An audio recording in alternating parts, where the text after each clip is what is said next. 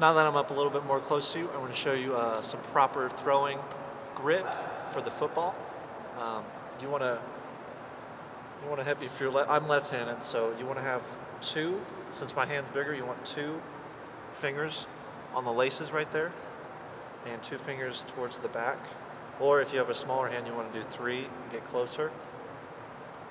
Um, what we can do is I'm going to show you the proper form to throw a football, and you want to do the following. I'll guide you step by step.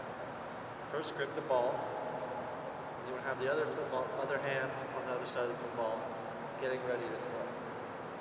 So you want to have a good side-by-side stance, feet about shoulder width apart. And you want to use your other hand after you throw. First, you want to point to where you're going to. So you point, throw. So it looks like something like this. Notice how the arm comes down. The proper shoulder movement for the follow through. For catching, the main thing you want to do about catching is make a diamond.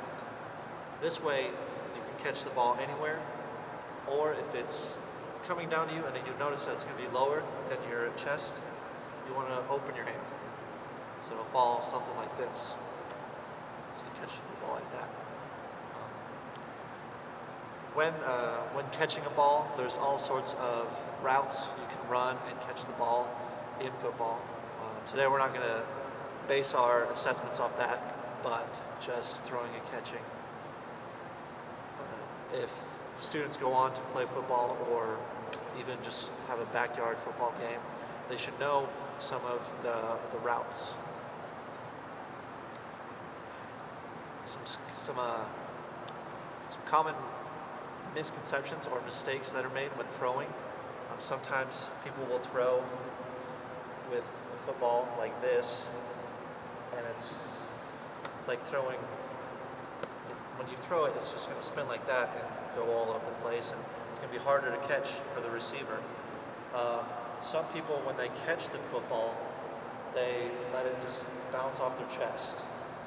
They'll just open their hands like they're going to go carry someone across the street. So something like this, where it go down like this, and then just kind of fumble it around in their hands.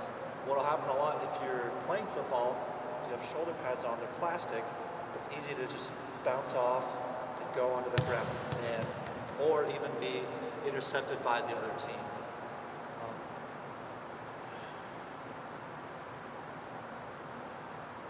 Some things you want to really focus on when catching is eye contact with the ball. Now, there's only about 2 times that you take your eye off the football when it's in the air. It's either when you're running a route and you're doing what's called a Hail Mary, or you run as far as you can, and hopefully you can catch the ball when the thrower or the quarterback throws it to you. And you focus on running and opening yourself up to an open area. And every once in a while, you'll look back over your shoulder towards the inside of the field, and the ball is going to come over your shoulder and catch like this with your hands open.